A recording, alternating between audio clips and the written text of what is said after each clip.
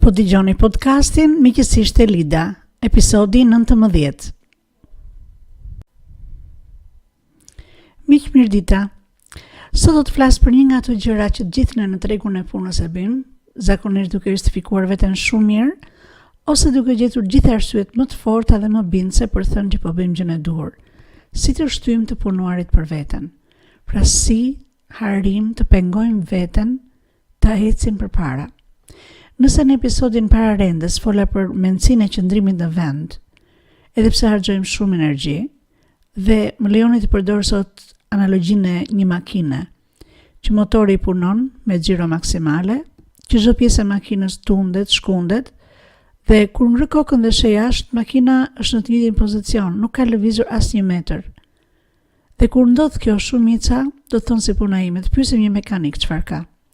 Dhe ai, si një ustaj mirë, vjen, ulet, sheh, sa ndej këtej makinën, pastaj vjen të shikon në sy dhe thot, problemi është për shembull vetëm te gomat.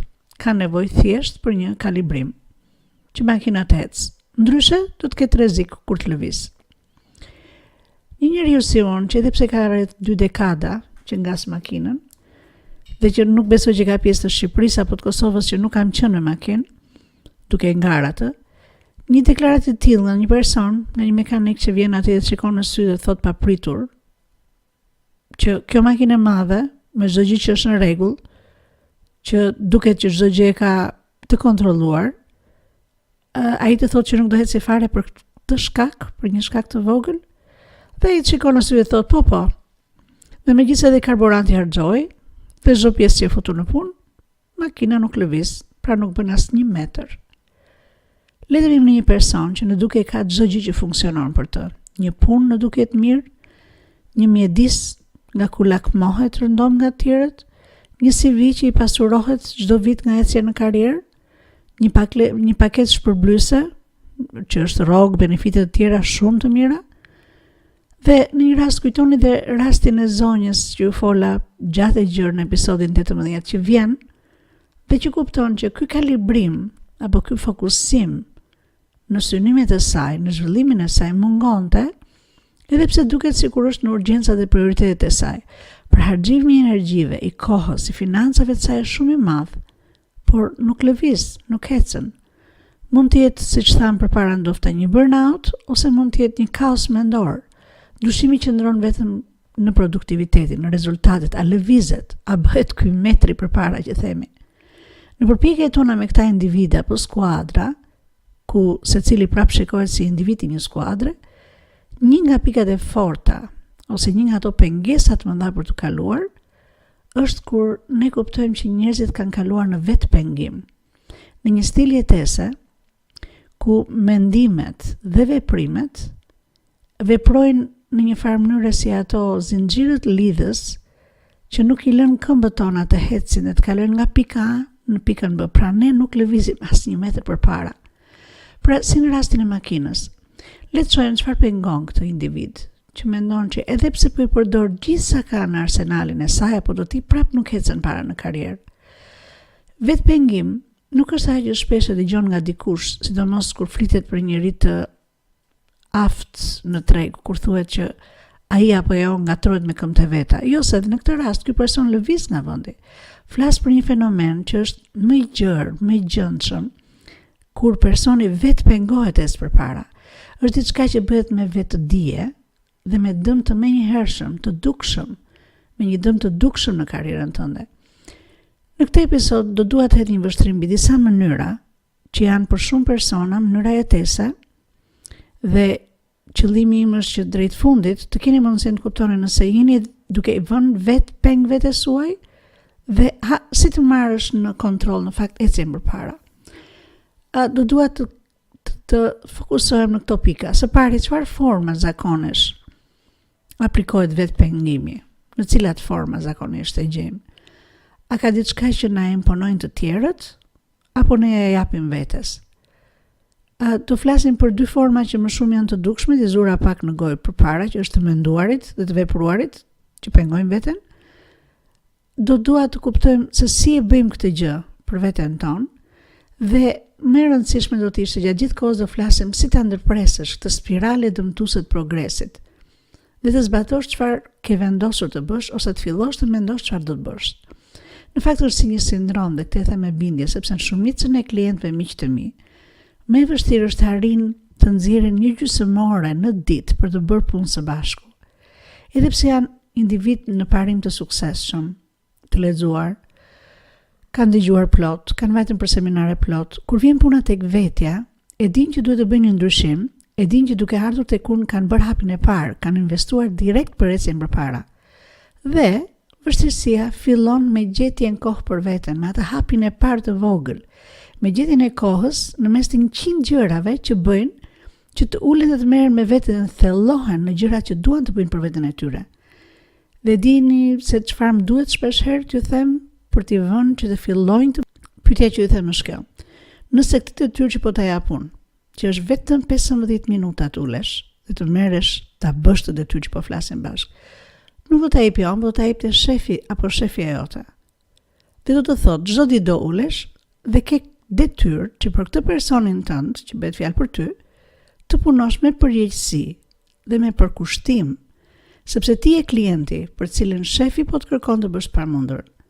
Pyetja ime është, a bëj këtë gjë? Dhe është shumë interesante që në këto raste zakonisht njerëzit shikojnë në sy, bëhet një pauzë dhe më thuhet, po patjetër do ta bëja. Dhe koha do ta nxjerr patjetër që po. Por sapo kjo detyrë vjen nga dikush tjetër dhe për dikë tjetër, ne themi po zotëri, do ta bëj, detyra është që e bëjmë, edhe e konceptojmë të rëndësishme, urgjente, e vëmë në prioritet dhe e bëjmë. Marrim një vendim e bëjmë. Në rastin kur këtë gjë ne kemi për vete, ajo që ne kuptojmë shpesh herë është që do të nxjerrim arsyeën që s'kam kohë. Dhe zakoni që shoqëron këtë gjë është shtyrja në kohë, duke djegur shpeshherë në këtë proces edhe dëshirën e mirë, edhe motivimin e parë që kemi pasur. Shpesh shumë mund të flasin kur e kanë bërë këtë gjë kur duan të fillojnë punën në palestër me veten e tyre. Duke e shtyrë në kohë, edhe pse kanë paguar palestrën për 6 muaj, për 1 vit, duke e shtyrë në kohë, jo këtë javë, javën tjetër, kemi djegur edhe dëshirën e mirë, edhe motivimin e parë që kemi pasur. Nëse do të silla prapë në vëmendjen tuaj mjetin që unë përdor, që është ACT, vetë pengimi do të ishte tek pika e tretë, nëse kemi folur për ACT që është articulate, communicate, take action, pengimi, edhe pse është një gjë e cila e tham në një farë për kufizimi, është mos kalimi nga pika A në pikën B, mos lëvizje as 1 metër nga vendi. Në fakt, kjo hyn tek pjesa e tretë, që është veprim, të vepruarit. Edhe pse duket sikur është akoma në artikulim. Me këtë dua të them, me shumë individ që janë klientë dhe miq, dhe që kanë kaluar plotësisht nga pjesa artikulimit të qartë të interesave të tyre, e cila bazohet në njohjen e aftësive dhe të vlerave të tyre, kanë mësuar si të komunikojnë të shumë sakt në korsit, në thonjza të tyre në tregun e punës, dhe kur vjen momenti i veprimit, i zbatimit, i ecjes përpara, aty është që ngecen dhe pengojnë veten e tyre. Arsyeja pse sqaroj këtë është se vetë pengimi ose pengimi vetes nuk është diçka që na shkaktojnë të tjerët. Nuk na vjen, nuk na gjen kjo e keqe nga të tjerët, ja bëjmë vetes. Ndaj është një veprim shumë dëmtues. Nëse flet me këta persona apo me cilin nga ju miq apo me veten time, do mundohem të sqarojmë të thonë shumica që nuk kanë ç'bëjnë sepse ata janë shumë të zënë, sepse mbajnë në supë bar që unë për shembull nuk mund t'i kuptoj, sepse atyre nuk u lihet asnjë alternativë tjetër veç të punojnë me orar e pa orar. Në fakt unë kam punuar në korporata, e di dhe faktin që kur të duhet të mbjetosh, duhet të mos shofësh oraret, të bësh shpeshherë sikur nuk e kupton, që po përdorin apo keq përdorin talentet e tua, shpeshherë sepse në skuadër ti ndoshta mbulon 1 apo 2 aftësi të munguara të tjerëve, dhe ti këtë e merr si shfrytëzim, edhe pse unë mendoj që ky është një ekstrem, për sa kohë ti punon dhe paguhesh në bazë të një kontrate. Në të gjitha këto raste, vut re që personi ankohet për mungesë kontrolli mbi veten dhe mbi punën e tij. Pra kjo është një ankesë që shkon në fakt krah për krah, me justifikimin që ndaj nuk dal dot nga kjo situatë, dhe ndaj ri në vend, dhe ndaj vetëm shaj dhe prapë ri në vend. Pra kalimi i parë, ndryshimi i parë që do të bëjmë për të mos penguar veten, ecim përpara, është të marrim kontrollin dhe të veprojmë me hapa të vegjël, po të veprojmë. Për shembull, në programin tim, kur unë jap detyrat e para, ne i ndajmë në formë 15 minutë ushtrime në ditë. Pra vetëm 15 minuta e them. Në pushimin e drekës, minutën e 16 mbylle dhe ktheu prapë te puna jote. Pra është interesante se këto hapa të vegjël, vetëm këto 15 minuta në kuadrin e të themi sesionit të 5 apo të 6 që ne bëjmë bashkë, do me thënë pas një muaji pune bashkë, kthehen shumë shpejt në 30-40 minuta kohë, sa po është marrë kontrollin mbi një nga pronat tona më të mëdha, që është koha. Dhe kjo futje te koha e dikujt me detyrën për të ecur përpara si individ, që fillon vetëm me 15 minuta në ditë, bën një ndryshim shumë të madh në largimin nga mosbërja asgjë. Është një vetbesim në forcat e veta dhe një heqje një zakoni të keq, thjesht shtyn gjërat në kohë. Dhe kjo marrje në dorë e kohës së punës e pushimit që takon me ligj, do të ishte e lehtë mendoj deri në pikën që ti vazhdon ta bësh. Por ka raste kur ky zakon i keq vazhdon në mbasdite, kur ti ke shkuar në shtëpi, dhe cilat janë ato forma të vetpengimit dhe si shfaqen këto shpeshherë. Shpeshherë këto mund të shfaqen në formën e disa kënaqësive të bëra me keqardhje dhe është si një përdorim një mbi doze, për shembull të mbi qëndruarit në rrjetet sociale, të mbi ngrënit, të kaluarit të kohës apo të masës së të ngrënit, ose të mbi pirjes, ose të mbi kalimit të kohës së duhur të shikimit të diçka në Netflix, ose të mbi bërjes së blerive të panevojshme për shembull. Pra, të gjitha këto flasin për një shpërqendrim nga çfarë ke vendosur të bësh, sepse në mënyrë emocionale, këto që tham, që përmendëm sa më lart, realisht këto forma të bërjes së mbi dozë të diçkaje na bën një mpirje të momentit, dhe na bën të kaloj koha në thonjza do thoshja këndshëm për momentin. Duke shtyr bërjen, duke marrë kohë, duke thënë as e kam kohë.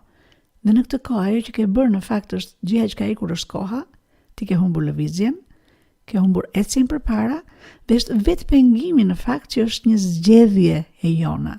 Nuk është se ndodh, siç po thoshja më lart, nuk është se ndodh nga të tjerët, pra nuk është se na vihet në tavolinën tonë nga të tjerët, ne zgjedhim dhe e bëjmë këtë gjë. Është e lezetshme se kur kemi një gjë të re për të bërë, me gjithë interesin që ka apo elementin e vështirësisë, që të shikuarit pasiv për shembull të Netflix apo të faqeve pa fund të Facebook apo të fotove pa fund të Instagram, të jep një kënaqësi që është pa ndonjë kërkesë nga truri yt. Dhe kjo është gati një lloj penguese edhe për ata sa mund të zësh kohën plotësisht duke bërë punën tonë kryesore gjatë ditës. Për shembull, kanë disa mikesha që sa herë takoj, rastësisht më thon, prej vitesh tashmë. Ngela pa ardhur te programi jut, e di shumë mirë që duhet të vi, nuk dihem hiç mirë. Dhe në fillim me thënë drejtën i dëgjoja me dëmshuri dhe spjegoja se si duheshin marrë ca hapa të vegjël, qoftë duke punuar me mua, qoftë edhe vetë ato duke ju sqaruar këto që po ju sqaroj juve tani miq. Po duhet lëvizur. Tani në fakt janë bërë kaq të shpeshta këto biseda, saqë kur janë në vendet përbashkëta me to, parashoh çfarë do të thonë, dhe ato vinë dhe më thonë të njëjtin ankimim. Ama me thënë të drejtën, ajo që më bën të mos iki, dhe t'ja kursej vetes të dëgjuarin prapë të të njëjtës gjë, është pamja e tyre, që shpeshherë edhe pse e botoksuar, tregon dukshëm një lodhje të madhe. Në fakt, duke folur shpesh për dëshira apo synime të paralizueshme në të ardhmen e afërt, i krijojmë vetes një gjendje të panevojshme mungese kontrolli, siç thamë më lart. Dhe ajo që po ju them shpeshherë është që ndofta edhe këtyre kolegeve, këtyre shoqeve them, ndoshta je mirë aty ku je. Me sa thua, ndoshta për momentin i ketë plotësuar nevojat imediate të tua dhe të familjes. Më vonë, ndoshta do të kesh mundësi të tjera të lëvizësh, pra ka sezone në jetë. Ka sezone në të cilat nofta ti je shumë mirë aty. Dhe nuk është e thënë që sepse këtë ka bërë dikush tjetër, do ta bësh edhe ti. Nga ana tjetër, mendoni që synimet afatgjata, në fakt tek ne, krijohen në korteksin ton paraballor. Një nivel i lartë, shumë i lartë, i imagjinatës, i kryeshmërisë, si qenie njerëzore, pra planifikimi në përgjithësi.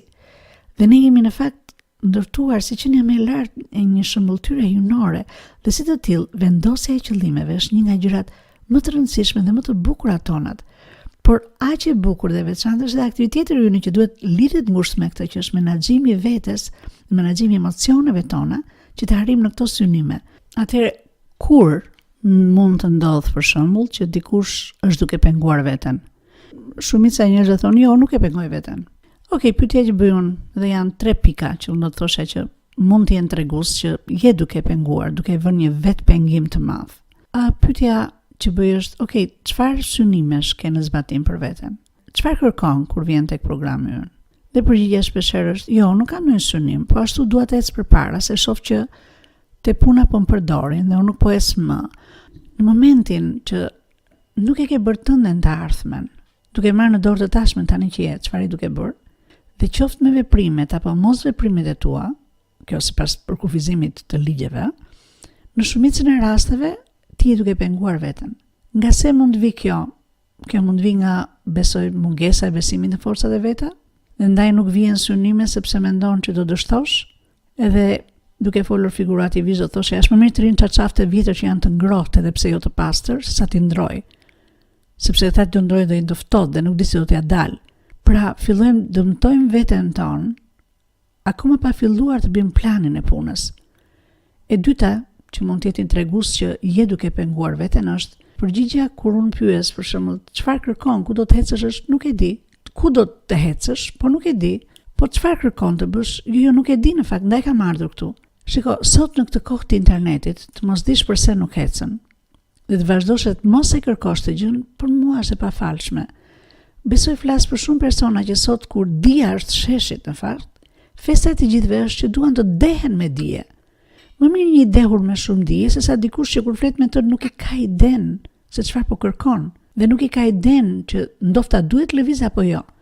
Dhe shumicën e lëvizjeve bën sepse filan ka apo filani kanë lëvizur. Pra unë mendoj që është koha që marrja e çfarë do lloj programi që ka online, ka gjithandej, do të thotë në fakt të hecësh haptas dhe me guxim përpara.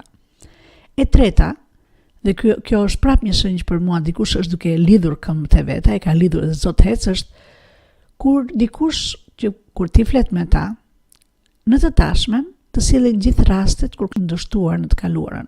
Sa thellë janë zhytur kur kanë pasur diçka që ka punuar për ta dhe e kanë humbur, sa janë dëmtuar financiarisht apo moralisht, sa herë kanë humbur emrin e mirë, duke vënë qëllimet e larta dhe duke dështuar, zakonisht shpjegohen për shkak të tjerëve, për shkak të mjedisit të gjerë të biznesit, për shkak të ngjarjeve në familje, etj. Fokusi në këto përvoja negative, ose përdorimi i tyre si një shkak për të mos ecur përpara, për të mos ndryshuar gjendjen, për të xhiruar në vend si ajo makina që lëviz por nuk ecën as një metër përpara, dhe djeg gjithë energjitë dhe kohën, dhe duke mos prodhuar financa më të mira për ty dhe familjen tënde, është një tregues shumë i qartë që ti vetë ke lidhur këmbët e tua dhe nuk do të ecësh. Okej, pyetja vjen si ti kalojmë këto. Unë do të thoshe që gjithmonë më shumë në botë, kur flasim për menaxhimin e lartë, të gjithë po i kthejnë gjithmonë më shumë sistemit të vlerave. Cili është sistemi i vlerave që ti ke? Arsyeja pse e them këtë është sepse zakonisht krijohet një spirale vetë pengimi, të shtym bërjen atyre çfarë kemi planifikuar, duke sjellë në plan të parë kënaqësitë. E dini që si qenie të rëna dhe më lejoni të drejtohem vlerave të mia dhe të flas nga vlerat e mia, po secili mund të drejtohet vlerave të veta. Gjëja që na vjen më natyrshëm është kaluarit mirë në kurisë të pothuajse gjithçka. Pra, nëse e lëm veten pa do paraqitejmë ta shtym dhe ta pengojmë ecjen, lëvizjen. Si qenie është mirë ta dim të tendencë, që nuk është personale dhe vetëm e dikujt, është e të gjithëve, po ndërkohë e dim që ne kemi fuqinë ta kemi nën kontroll. Dhe shpesh herë kur kjo fuqi të mungon, meditimi dhe lutja mund të ndihmojnë, të paktën për mua është e jashtëzakonshme, sesa Zoti më hap dyer dhe më ndihmon shpesh herë të kaloj edhe mbi këto vështirësi, të cilat janë të natyrshme. Pra, aty ku unë kam tendencën për të penguar veten, e para, duke shtyr planifikimin apo zbatimin e synimeve të mia, ose duke kërkuar kënaqësi të çastit, si kalimi i kohës që thash në rrjetet sociale, me mbingrënie, me shoqëri të cilat ti ulesh dhe kalon kohën kot. Ky është momenti, ose në rastet kur nuk bën fare planifikim për diçka, megjithëse ti e di që duhet ulesh ta bësh të planifikim. Unë besoj që këto janë momentet kur ne duhet të kthehemi sistemit ton të vlerave dhe të kërkojmë ndihmë dhe të duam të ecim përpara. Pra, nëse do të kisha një përmbledhje, do të thoshe që janë duke u mbështetur në vlerat tona për të kaluar situatën nëse kemi idenë që jemi me këmbë të lidhura për të ecur. Janë mendimet jo vlerësuese të vetes, ke parasysh kur thua që unë kaq vlerë, kaq e zgjuar jam, kaq mundësira kam, ose zakonet që shprehen pak më lart, të cilat të lidhin këmbët për të ecur përpara. Mikesha dhe miq, uroj të kem ndihmuar në një farë forme, po nëse jo dhe keni mendime të tjera apo keni mendime shtesë, ju lutem më kontaktoni.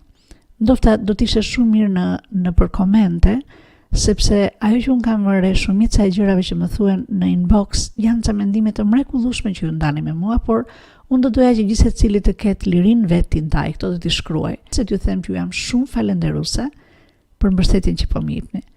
Ju falenderoj edhe një herë dhe ju uroj gjithë të mirat. Miqësisht, Elida.